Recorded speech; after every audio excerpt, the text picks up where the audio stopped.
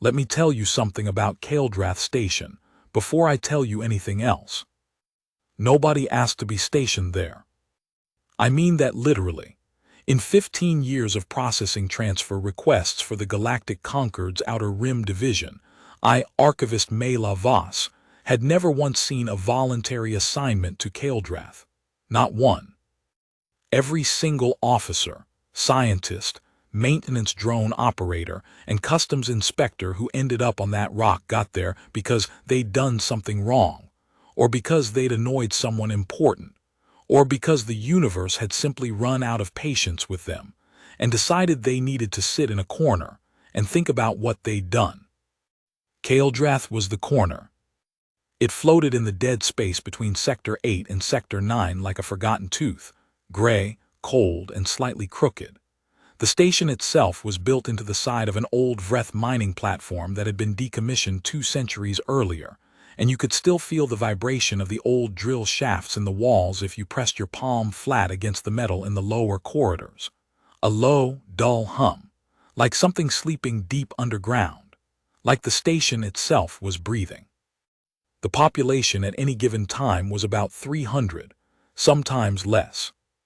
The species breakdown shifted constantly: Kethri technicians, Golarian customs officers, a handful of Drath merchant families, some Sulcan laborers, and usually 2 or 3 humans who were either passing through or, more likely, weren't sure where else to go.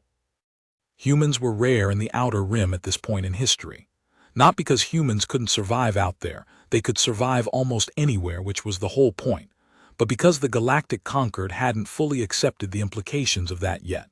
In Cycle 9 of GSY 4412, most of the Concord still thought of humans the way you might think of a terrier mix at a kennel full of Great Danes.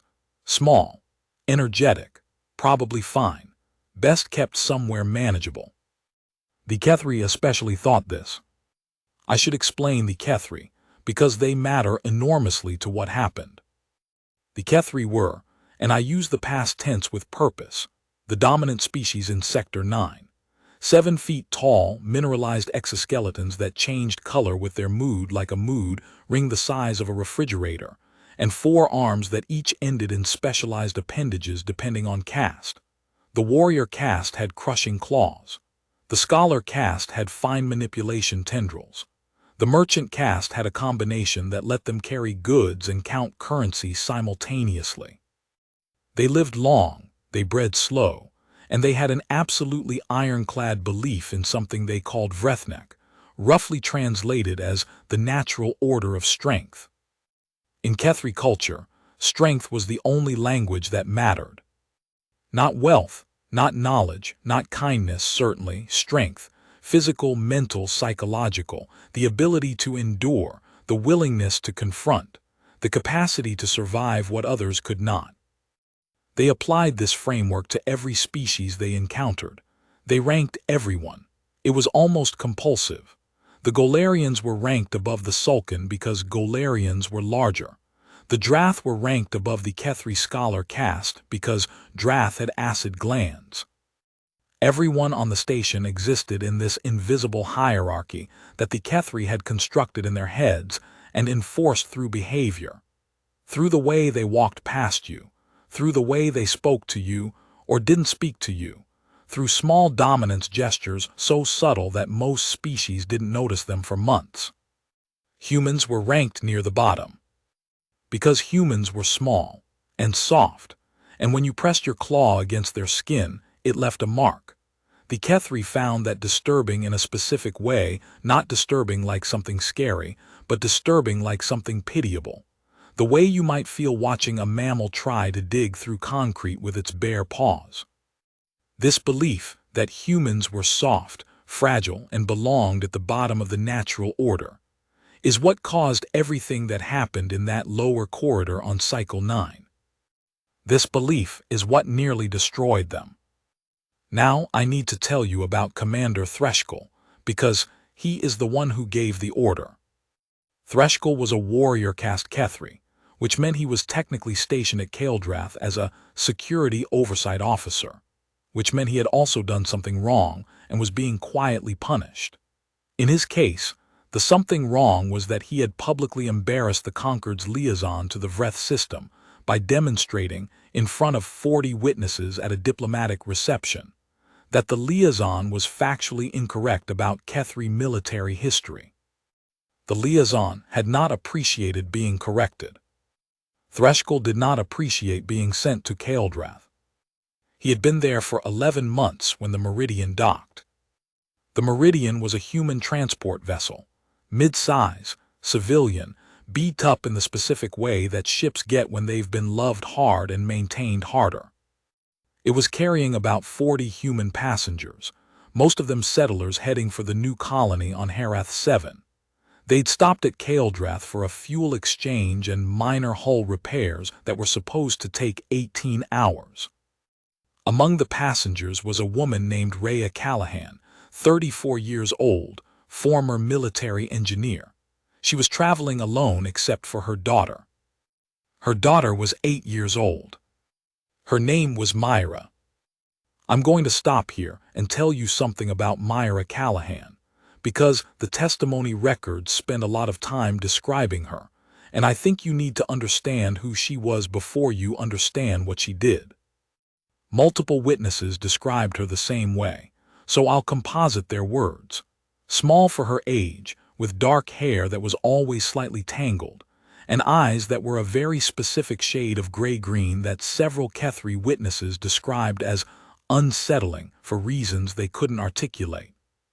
She wore the same outfit for the first 2 days on the station, cargo pants with too many pockets that were all full of things, a faded orange jacket with a patch of a mountain on the sleeve, and boots that were one size too big and tied in complicated double knots. She asked questions constantly, not in an annoying way, at least, not annoying to humans, though the Kethri found it baffling. She would stop in the middle of a corridor and ask a maintenance worker how the atmospheric recyclers worked. She would crouch down and study the grain of the floor plating for 90 seconds before continuing to walk. She spoke to every species she encountered as though they were all equally interesting, which they weren't accustomed to. She did not appear to have a fear response. Or rather, and this is what multiple witnesses noted independently, she appeared to have a fear response that worked on a delay. She would see something genuinely alarming, and instead of reacting immediately, she would just look at it, study it. Her small face would go very still and concentrated, the way a scientist looks at a specimen. And then sometimes, if the stimulus was strong enough, she would blink once slowly, and you could see the adjustment happening behind her eyes. Not fear exactly, more like calibration. Her mother, Rhea Callahan, knew exactly what her daughter was doing in those moments. Rhea had the look of a woman who had spent 8 years simultaneously proud of and terrified by the small creature she'd created. She doesn't run from things, Rhea told the tribunal during her testimony. She never has. I don't know where she got it. She didn't get it from me. I'm terrified of spiders. The Meridian docked on what the station called a Tuesday. The human passengers had kept Earth Standard Time aboard ship, and the crew had maintained the habit out of a kind of nostalgic stubbornness. It was mid-afternoon by ship time, which meant it was dark by station time, because Kaeldrath's lighting cycles ran on Kethri chronology, and Kethri preferred their active hours in low-light conditions. The station's lower corridors were dim and cold. Myra Callahan loved them immediately. She made it approximately 40 minutes in the passenger holding bay before she slipped out. Her mother, who had been in a 6-hour repair negotiation with the Meridian's engineering crew and had made the calculated decision that her daughter was safer sitting in a holding bay than crawling around inside a hull fracture, noticed her daughter was gone approximately 22 minutes after that. 22 minutes was, as we now know, both too long and not nearly long enough. Part 2, The Wolf. I need to talk about Asher. In the records, Asher is listed as a Vreth-class albino apex predator, specimen classification, elite combat breed, property of Kethri warrior caste armory, Kaeldrath garrison. That's what the paperwork says. Let me tell you what Asher actually was. Asher was approximately the size of a draft horse. White completely, startlingly, aggressively white, in the way that only creatures born without pigmentation can be white, a white that felt like a statement rather than a color. His fur was long and dense, and moved with him in a way that made him look like he was generating his own weather. His eyes were pink red, the color of old roses, and they caught the low corridor lighting and reflected it back like mirrors. He had been bred for one purpose. Kethri warrior culture maintained a tradition, old as their civilization, some said, of using apex predators in combat training, not as weapons exactly, more as tests. A warrior who could face an apex and not flinch was considered to have passed a threshold. A warrior who could handle an apex comet, communicate with it, establish dominance without injury was considered exceptional. And a warrior who had survived an apex's full aggression was written into the warrior caste's oral histories. Asher had killed 6 Kethri warriors over his 12-year life. The station's records noted this with what I can only describe as pride. He was kept in the lower garrison, in a reinforced holding cell that had been built specifically around his dimensions. The cell's walls were 3 layers of composite titanium alloy with vibration dampeners. The door required a 6-digit biometric code, and 2 physical keys operated simultaneously. His feeding schedule was managed remotely. His training sessions required 4 handlers minimum, plus a medic on standby. Nobody went near Asher alone. This was not a written rule. It didn't need to be written. It was simply understood, the way you understand that you don't put your hand in a running engine. Myra Callahan found Asher at approximately 4:17 p.m. station time.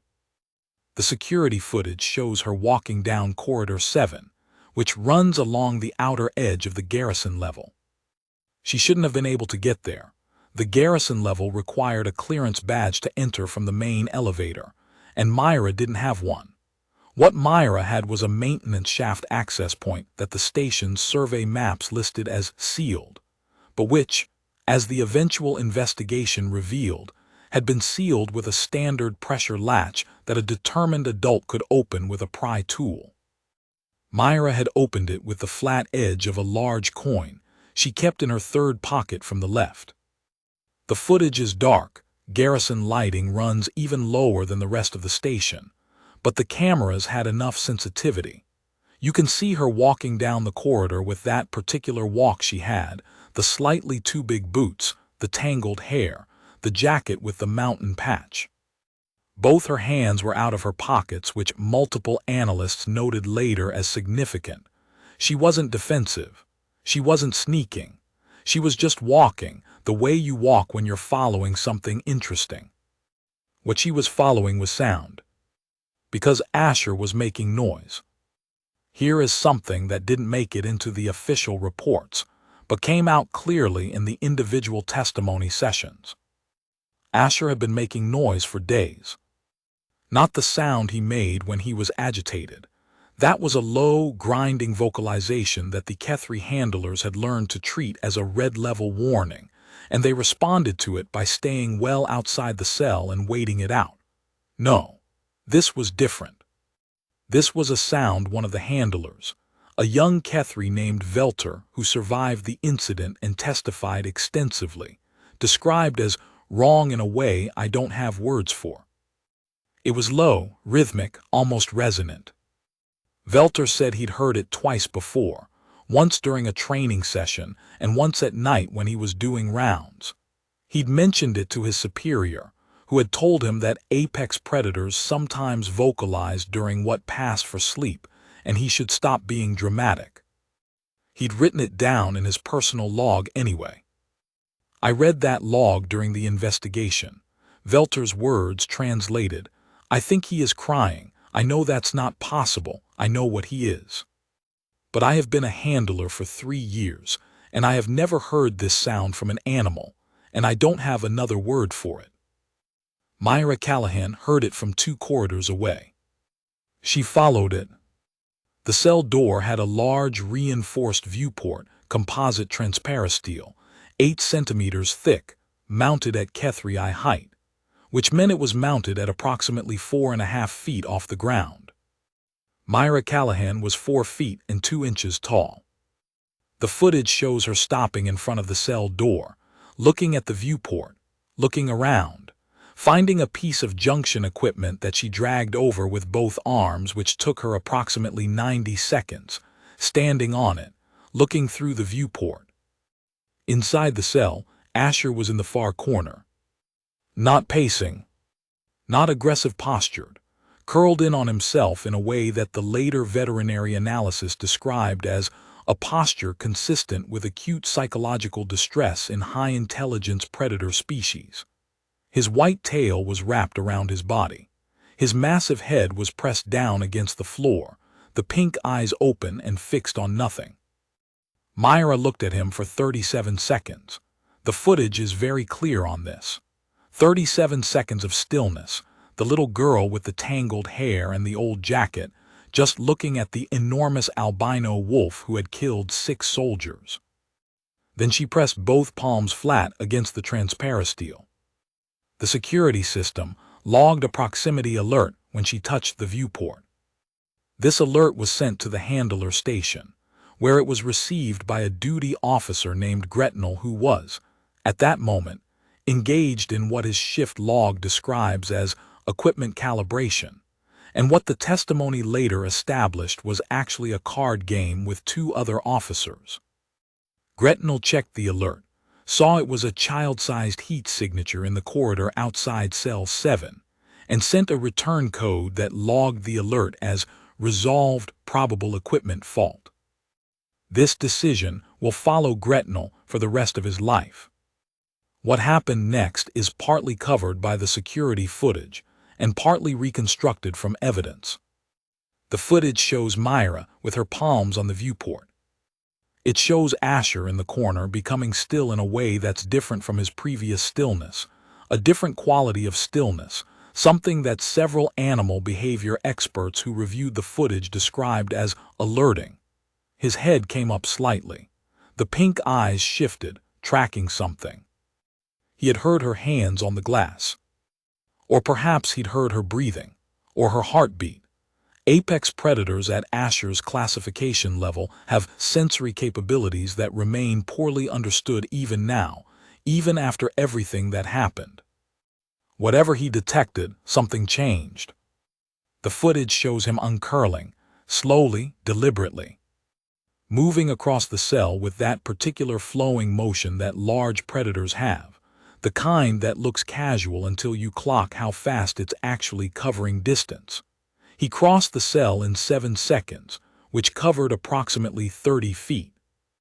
And he stopped, on his side of the viewport, face to face with Myra Callahan. His eyes, those impossible pink-red eyes, were level with hers because she was standing on the equipment junction, and he had stopped with his head down, which was not a posture anyone in the handler corps had ever seen him adopt voluntarily. The footage can't capture sound from inside the cell, but the external corridor microphone was running. And at 4:23 p.m. station time, you can hear Myra Callahan say, in a completely conversational voice, "Oh wow. You're really big. Are you okay? You sounded sad." Part 3, The Order. Commander Threschkel found out about the child in the garrison corridor at 4:31 p.m. Not because of the alert that Gretnell had dismissed, because of Velter, the young handler who had written about Asher crying in his personal log. Velter had been coming on shift when he'd seen the moved junction equipment through the corridor viewport. He'd recognized what it meant immediately. The junction piece was right outside cell 7. It was the only place it made sense to look through. And his response was a specific kind of panic that only comes from genuinely understanding what is inside that cell. He'd run, not toward cell 7, away from it, up the corridor, toward the garrison command office, because he understood instinctively that there was nothing a single Kethri handler could do in that corridor alone except become a second casualty. Threschkel was at his desk when Velter burst in, which was unusual because Threschkel was rarely at his desk. He preferred to conduct his command from the station's observation deck, because the view of open space reminded him that he was better than this posting. But he was at his desk, and Velter told him everything in about 12 seconds. What followed was the single worst decision of Commander Threschkel's military career, which, given that his career had already produced enough bad decisions to get him stationed at Kael'drath, was really saying something. Threschkel did not send a search team to retrieve the child. He did not send a handler to secure Cell 7. He did not contact the Meridian to alert the child's mother. He did not trigger the station's emergency protocol, which would have sealed all garrison-level corridors and automatically alerted every senior officer on the station. He did none of these things because Commander Threschkel, warrior caste Kethri, with 11 months of festering bitterness at Kael'drath Station, looked at the situation and saw something different. He saw an opportunity.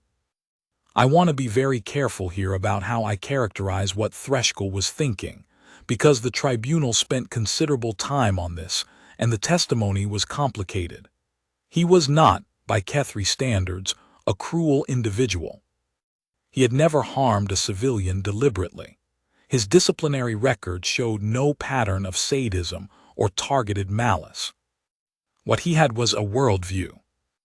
A worldview that said humans were soft and fragile and belonged at the bottom of the natural order.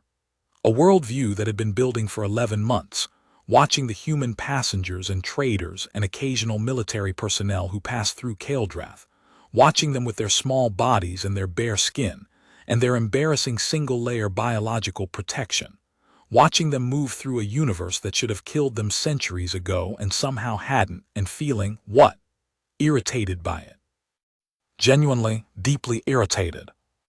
Because strength should win. That was the natural order. That was Vrethnek. That was what every Kethri was raised to believe from the moment they could understand language. And yet here were these fragile, soft, small creatures, multiplying across the galaxy, building their ships, making their treaties, refusing to stay at the bottom where the natural order had clearly placed them. When Velter told him about the human child in the corridor outside Cell 7, Threschkel did not think danger. He did not think rescue. He did not think emergency. He thought proof. In his tribunal testimony, which he gave voluntarily, which I'll give him credit for, Threschkel described his reasoning with a precision that I found deeply unsettling and deeply illuminating. His words translated, a human child in a garrison corridor outside an apex predator's cell is not something that should require action. The natural order will resolve itself. An apex will respond as an apex responds. This is not cruelty. This is demonstration. Let the evidence speak for itself. He genuinely believed that what he was watching, a small human child pressed against the viewport of Asher's cell, was going to end one way and one way only. He genuinely believed that the universe was about to show him he was right. He ordered Velter not to intervene. He ordered Gretnel to unlock Cell 7 from the duty station. He justified this order by citing a Kethri garrison regulation that allowed the cell doors to be opened remotely for emergency feed delivery. He classified the situation as emergency feed delivery, prey stimulus response test. And Gretnel, terrified, did what he was told. At 4:37 p.m., Cell 7's door slid open. Part 4. What actually happened? I've read this footage report 47 times. I've read the testimony 47 times. And I'm going to tell you what happened as plainly as I can, because the plainest telling is the most honest, and what happened is honest enough that it doesn't need any additional drama. At 4:37 p.m., the door to Cell 7 slid open.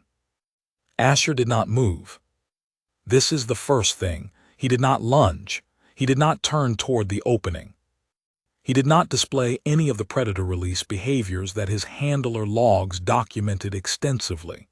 The sudden acceleration, the low body posture, the specific chin-down, shoulder-forward positioning that preceded an attack. He sat there on his side of the viewport, and he looked at Myra Callahan.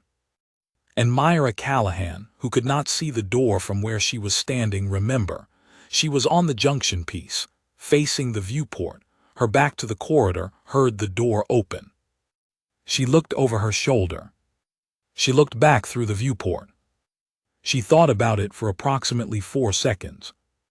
The security footage shows this very clearly. Then she stepped down from the junction piece, turned around, walked to the open cell door and walked inside. In the handler station, Gretnell made a sound that his colleague described as like someone had removed all his air. Velter stood up from his chair so fast it fell over behind him. In the garrison command office, Threschkel watched through the secondary monitor feed. He waited for what he expected to happen. Asher let her walk in. That's the sentence, that's the thing, he let her walk in.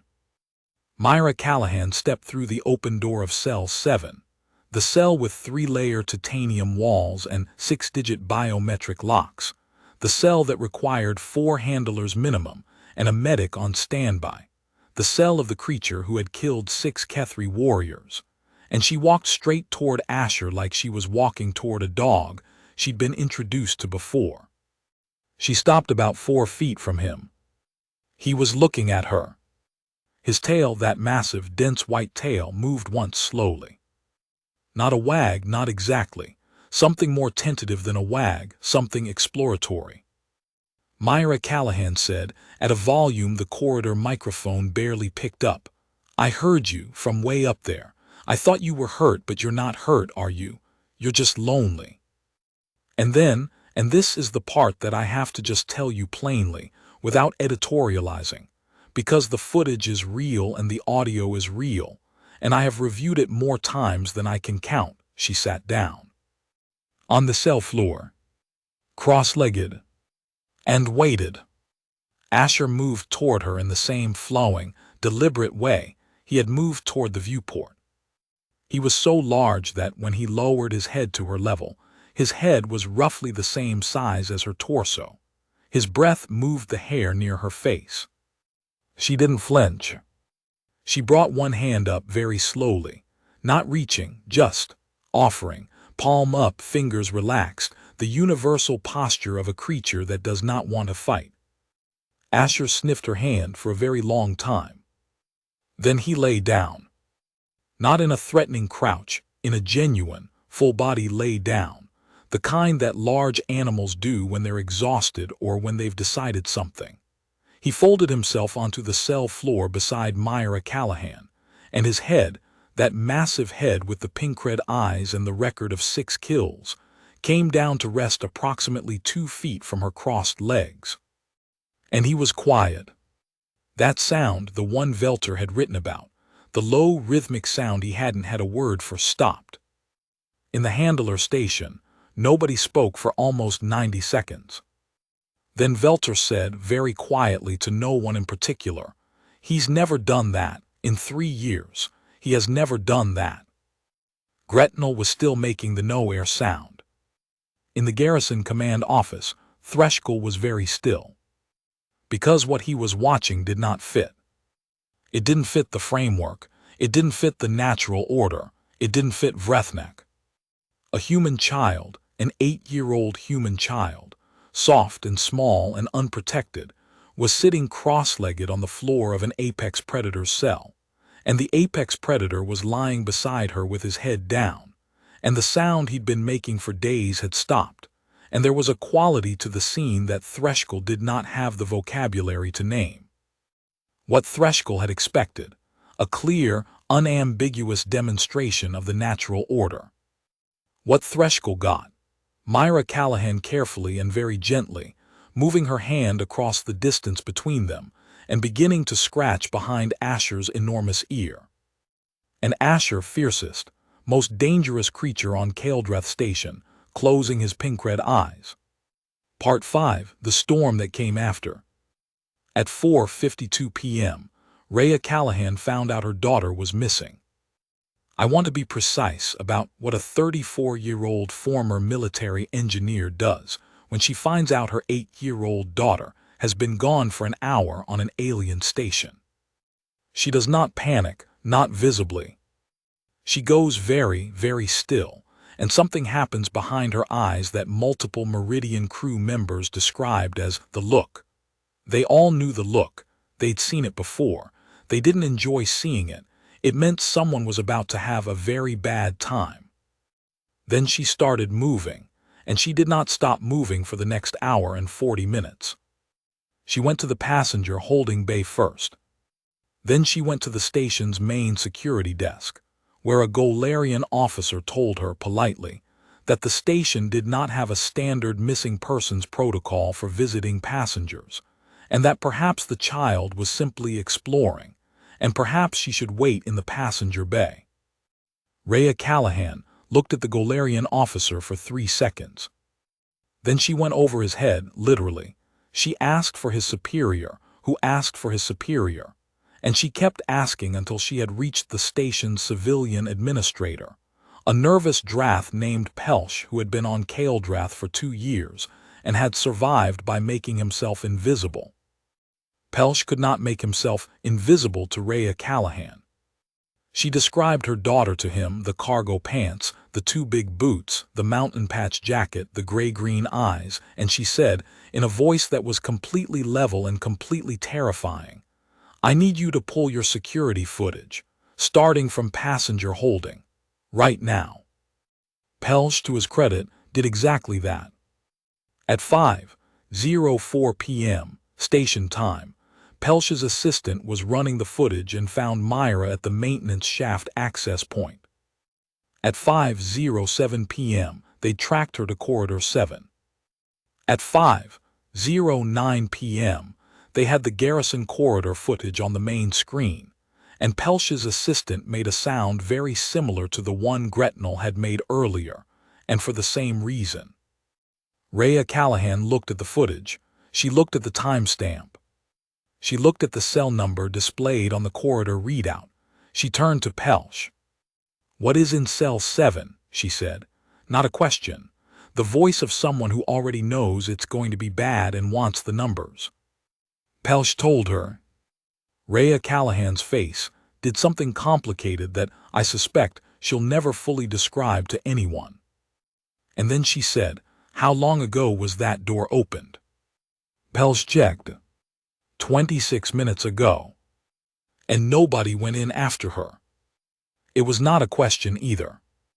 Pelsh's silence answered it. What happened next is, this is where the second wave of the incident begins, and I need to be careful to capture it accurately. Rhea Callahan took one breath, one long, deliberate breath.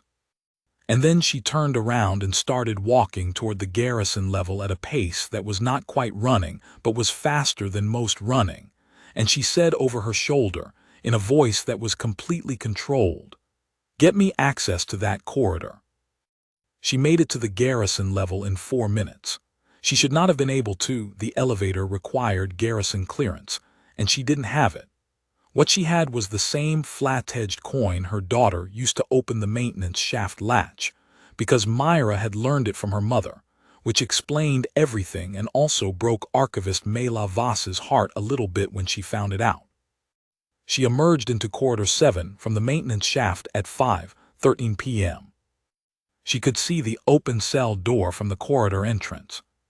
She walked toward it the way her daughter had walked toward it, not running, not crouching, not doing any of the sensible things a sensible person does when approaching a cell containing an apex predator. Just walking, head up, shoulders back. She stopped in the cell doorway. And she saw her daughter. Myra was still cross-legged on the floor. Asher's head was still down. Myra was talking, quietly in the one-sided, gentle, unhurried way that children talk to animals when they think no one is listening. Describing, apparently, a dog she had known when she was 5, a brown dog named Compass who had died 2 years earlier, and how Compass used to put his head in her lap when she was sad, and how she didn't have Compass anymore, and how she thought Asher probably needed something like that. Asher's eyes were still closed. Rhea Callahan stood in the doorway for what the footage shows was 11 seconds. Then she said very quietly, "Myra." Myra looked up. "Hi, Mom. Are you okay?" "Yeah, his name is Asher. He was sad, but I think he's better now." Rhea Callahan looked at Asher. Asher, sensing the new presence, had opened his eyes and was regarding her with those pink red mirrors. He had not moved. He had not postured. He was simply looking at the new human who had appeared in his doorway. Rhea Callahan said, to the enormous albino wolf who had killed 6 soldiers, "Thank you for not hurting my kid." She said it the way you'd say it to a person. Asher made a low sound, not the distress sound, something different, something that several of the animal behavior experts who reviewed the audio later described with notable reluctance as an acknowledgement. Then Rhea Callahan said, "Myra, it's time to come out now." Myra uncrossed her legs. She stood up slowly. She reached out and put her hand one more time on top of Asher's massive head, gently between the ears, and she said, "I'll tell them you need to go outside sometimes. That's probably why you're sad. You need to run." And she walked out. Part 6, The Reckoning. At 5:22 p.m., Commander Threschkel walked into Corridor 7. He had been in his command office for the past 46 minutes, watching the secondary feed, and he had watched all of it. He had watched an 8-year-old human walk into the most dangerous cell on the station and come out unharmed. He had watched an apex predator that had killed 6 of his warriors accept the touch of a human child with a quietude that defied every behavioral profile in the Garrison Handbook. He had watched Rhea Callahan stand in the doorway, and he had read, in the set of her shoulders and the line of her spine, something that made his exoskeleton do the Kethri equivalent of going cold. He walked into the corridor because he thought he could still manage this. He was wrong. Rhea Callahan was standing in the corridor with Myra beside her, one hand resting lightly on her daughter's shoulder, and when Threschkel emerged from the Garrison Command corridor, she turned and looked at him, and he understood, in a way he had never understood anything before, that the natural order had just made a statement, but it was not the statement he'd expected. He said, and this is from the corridor audio transcript, "The situation has been resolved. There is no further." Rhea Callahan said, "You opened that door." Threschkel said, "The regulation allows for." Rhea Callahan said, "You opened that door. You watched my daughter walk into that cell, and you let it happen because you thought." She stopped. She recalibrated. Her voice stayed level. "What did you think was going to happen?" Threschkel said nothing. Myra from beside her mother said, "He thought Asher was going to eat me." The voice of a child stating a fact. "But Asher's not like that. He doesn't want to eat people. He just didn't have anyone to talk to." I want to be very clear about something, because the tribunal was very clear about it, and because it matters. Commander Threschkel was not prosecuted for the direct harm he intended. He was prosecuted for what he did, not for what he anticipated happening. The Concord's legal framework at this point did not have a clean statute for creating a condition in which a child was exposed to mortal danger based on species hierarchy assumptions. It should have. It does now. The legal reform that followed this case is one of the most significant legislative shifts in the Outer Rim protocols of the last decade. But at the time, the tribunal worked with what it had. He was charged with dereliction of duty, unauthorized activation of containment breach protocol, and endangerment of a civilian passenger under garrison supervision. He was convicted on all 3 counts. He lost his commission. He never held military rank again. The station's response to what happened was complicated. Velter went to the civilian administrator Pelsch within 24 hours and submitted a formal report documenting every observation he'd made about Asher's behavioral changes over the preceding months. The report was thorough, careful, and deeply compassionate in a way that you wouldn't necessarily expect from a Kethri warrior caste handler. He'd been paying attention. He'd known something was wrong. He'd said so and been dismissed. The report included his personal log entries. The animal behavior team that was brought in from the Concord's Biological Survey Division. They arrived 12 days after the incident, reviewed Velter's logs, and determined that Asher had been showing signs of what they classified as isolation-induced psychological collapse for at least 8 months. He was an extremely high-intelligence creature being kept in a cell designed for minimal stimulus. His aggression toward previous handlers and trainees had not been predatory behavior.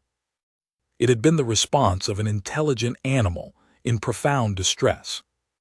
The 6 warriors he had killed had been killed, according to the behavioral report, not by a predator, but by a creature pushed to the edge of endurance by conditions that no living thing of his cognition level should ever be subjected to. This finding was uncomfortable for a lot of people. It is still uncomfortable. The report was classified for 3 years. I'm the reason it eventually wasn't. What happened to Asher is the part of the story that people want to know, so I'll tell you. The behavioral team's first recommendation was relocation to a wildlife preserve on Vreth 3, the Apex's native ecosystem. This was approved with what I can only describe as bureaucratic guilt. The paperwork moved faster than any paperwork on the Outer Rim had moved in living memory. Asher was transported in a modified cargo hold that the behavioral team redesigned specifically for him. Not a cell, a space with appropriate sight lines and temperature gradients and enough room that he could pace his full stride. The transport took 9 days. Velter accompanied him. He requested the assignment.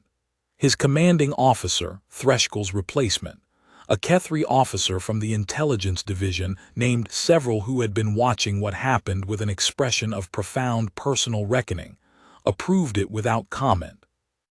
The day Asher was released on Vreth 3, Velter wrote a final entry in his personal log.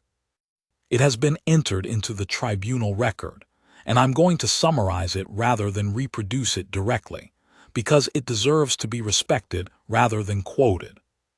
He wrote that he had watched Asher run for the first time. He wrote that he had never seen anything that color, that impossible white, moving through green undergrowth at full speed. He wrote that he had cried, which was embarrassing, and that he had decided it was worth being embarrassed. He wrote that an 8-year-old human girl had known what the entire Kethri warrior caste had failed to understand, which was that Asher wasn't a weapon or a test or a proof. He was a creature with a mind and a grief and a need for something that had been denied to him for too long.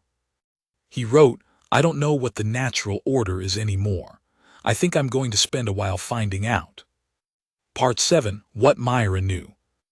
The tribunal requested a formal interview with Myra Callahan.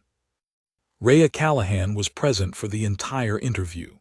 She sat beside her daughter and did not speak unless directly addressed, which she was not, because Myra Callahan did not require anyone to speak for her.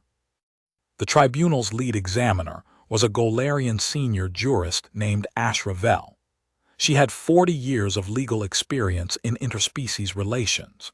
She had conducted over 300 formal testimony interviews with individuals ranging from heads of state to crime witnesses to soldiers who had done things that couldn't be undone. She said, in her private notes on the Callahan interview, which she shared with me personally after everything was concluded, that Myra Callahan was the most disarming interview subject she had ever encountered. Not because the girl was clever, not because she was evasive or sophisticated or strategic, but because she was completely direct. Ashra Vel asked her, "Were you afraid?" Myra said, "For a second when the door opened, I thought it might be dangerous, But then I looked at him through the glass and I already knew he wasn't going to hurt me. Ashravel asked, "How did you know that?" Myra thought about this, for what the transcript records as 6 seconds. She said he was sad. Really sad animals don't hurt you. They just want someone to sit with them. Ashravel asked, "Did your mother teach you that?" Myra said, "No, Compass taught me that." And then she explained about Compass, the brown dog, the one who used to put his head in her lap, the one who had died when Myra was 6. Ashravel asked, "What if you'd been wrong? What if he had been dangerous?" Myra considered this. She looked at her hands. "Then I'd have been wrong," she said, "but I don't think I was." She wasn't. Ashravel wrote in her notes, "The child demonstrates a form of situational intelligence that I have not previously encountered in this professional context. She did not intellectualize the risk. She read the animal directly, his posture, his sound, the quality of his stillness, and she made a calibrated decision based on that reading. This is not recklessness. This is a form of perceptive courage that most adult species, including my own, train themselves out of by adulthood because the training insists that large and dangerous means threatening, regardless of the emotional content of the signal being transmitted." She added in a separate note, "I have been thinking about Commander Threskull's worldview, his absolute conviction in a hierarchy of strength, and I find myself wondering if the hierarchy is real, just oriented in a direction he never considered." The child walked into a cell where 6 Kethri warriors had died, and she came out having accomplished what they could not. She is 8 years old and 4 feet tall, and she did not carry a weapon or a tool or a protocol. She carried something simpler. Is that not strength? Is that not something that deserves a place in his natural order? This note was not part of the official tribunal record. Ashravel gave it to me personally, with permission to archive it. It is now in the record. Part 8, the aftermath that kept going. The story didn't end at the tribunal. That's what I always tell people when they ask about this case, because most people assume the tribunal was the ending. Threskull convicted, Asher relocated, child goes home, file closed. That's the shape of a story with a clean ending. The actual aftermath took years, and it mattered more than the incident. The first wave of aftermath was institutional. The Outer Rim protocols were revised within 6 months of the tribunal verdict. The regulation that Threskull had cited, the one about emergency feed delivery, prey stimulus response tests, was removed entirely.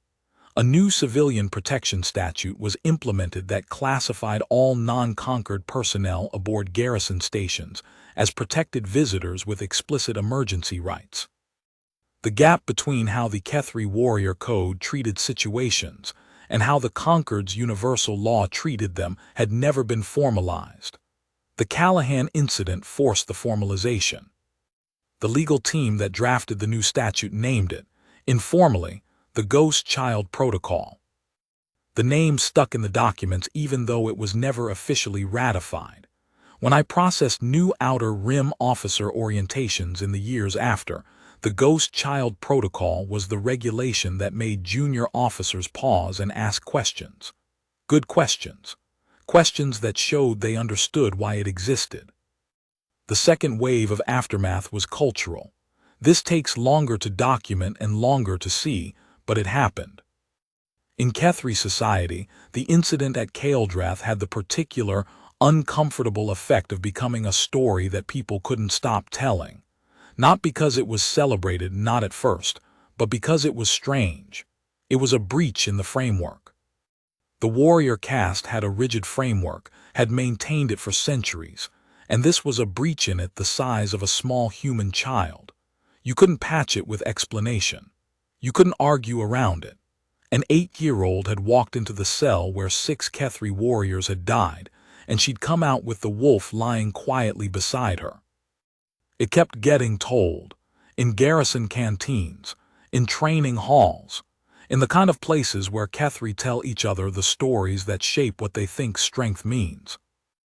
It shifted things, slowly, imperfectly, incompletely. I'm not telling you the Kethri warrior caste had a sudden awakening and rethought their entire civilization in response to one incident, because that's not how civilization works.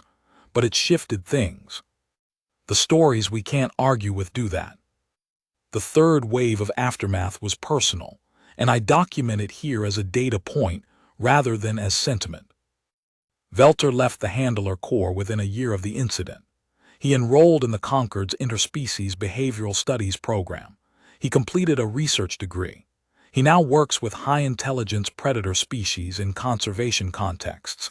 He is considered, by the field, to be one of the most gifted practitioners working in the Outer Rim Preserve system. His thesis was on the psychological needs of cognitively complex animals in captivity. He dedicated it to Asher. He also dedicated it in a brief acknowledgement that his editor tried to remove, and he refused, to the girl with the mountain on her jacket, who knew things that take the rest of us decades to learn. I found out what happened to Myra Callahan through channels that are only available to someone in my position. Following up on subjects of significant casework is part of the archival process, and this case was significant enough to warrant thorough follow-up. She continued to Herath 7 with her mother. The Meridian left Kaeldrath 2 days after the incident, once the initial tribunal interviews were complete. Rhea Callahan gave testimony on 3 separate occasions over the following year by long-distance communication link, and remained a precise and cooperative witness throughout. Myra grew up on Herath 7. She did not, to my knowledge, experience any lasting trauma from the incident. Multiple wellness check communications with the Colonial Health Services there noted nothing of clinical concern. What she apparently experienced instead was a sustained, specific interest in animal behavior and interspecies communication that her primary school teachers documented as notable. She was particularly interested in large predators. She was, from an early age, very good with them. She went on to study at the Concord's Biological Survey program. Her student records, which I am not technically authorized to access but which fall within the scope of the archival review for this case, and I will stand on that interpretation, describe her as exceptionally perceptive and unusually effective with high-stress specimens. The evaluating faculty member noted, "She has a quality in the field that is difficult to teach and impossible to manufacture. Animals read her as safe. This is not a common characteristic." She graduated with honors. She is currently, as of the date of this document's compilation, working in the Vreth 3 preserve system. She has not, to my knowledge, visited Asher specifically. The preserve is large and the tracking of individual animals is limited by design, but she works there. The same preserve. I find that worth noting. Part 9, the question I keep being asked. Every time I present this case, and I've presented it at 4 institutional reviews, 2 interspecies relations conferences, and 1 public awareness session that I agreed to do because I was told it would be brief and it was not brief, I get the same question. The question is, was the child in danger? The question sounds simple. It is not simple. The Biological Survey team's analysis of Asher's behavioral state at the time of the incident concluded the following. He had been in a period of acute psychological distress for an extended duration, and his threat response at that time was suppressed below baseline in a way consistent with a cognition-dominant state rather than an instinct-dominant state. Which is to say, he was thinking, not reacting. He was present and aware, not in the fight-survival pattern that characterized his attacks on the Kethri warriors. The analysis also concluded that the specific stimulus Myra represented small, slow-moving, non-threatening postural display, offering rather than reaching, eye contact without challenge, would have been processed by an animal in Asher's neurological state as non-prey and potentially affiliative. So the official answer, based on the biological analysis, is The danger was lower than it appeared. But lower than it appeared is not zero. Lower than it appeared is not safe in any conventional sense of the word. What Myra Callahan did, in that corridor in that cell, was take a risk that every adult on that station, Kethri, Golarian, Drath, Sulcan, human, would have assessed as a death sentence and avoided accordingly. She took that risk not because she was reckless or unknowing, but because she had read a specific signal and trusted her reading. She was 8 years old. She was right. I have thought about this more than I've thought about almost anything in my professional life. I have thought about Commander Threshkell's framework, strength as the only language that matters, the natural order as immutable hierarchy, and I have thought about Myra in that corridor, 4 feet 2 inches of child with 2 big boots and a mountain on her sleeve. And I keep arriving at the same conclusion. Threshkell was not wrong that strength is a language. He was wrong about which dialects exist. There are kinds of strength the Kethri warrior caste had never catalogued. The strength of perception, the ability to read a situation past your fear response to what's actually there. The strength of presence, the ability to be in a space with something dangerous and remain yourself, unhurried, genuine. The strength of connection, the ability to recognize loneliness in a form nothing like your own and respond to it without overthinking. These are not lesser strengths because they don't leave marks on the floor. These are not lower on the hierarchy because they don't require armor. The natural order, as Myra Callahan demonstrated in the 47 minutes she spent in and near Cell 7 on Cycle 9 of Galactic Standard Year 4412, contains multitudes. Threshkell had only been reading 1 page. Part 10, the note in the sock. Let me come back to the note, the one I mentioned at the very beginning. It was found during the station's post-incident inventory check. Kaeldrath did a full physical inventory of Corridor 7 and adjacent spaces as part of the Tribunal's evidence collection. One of the inventory workers, a Sulcan named Gress who had been on the station for 8 years and had seen everything and was surprised by nothing, found the note tucked inside a piece of junction equipment near the wall outside Cell 7. The junction piece. The one Myra had stood on to see through the viewport.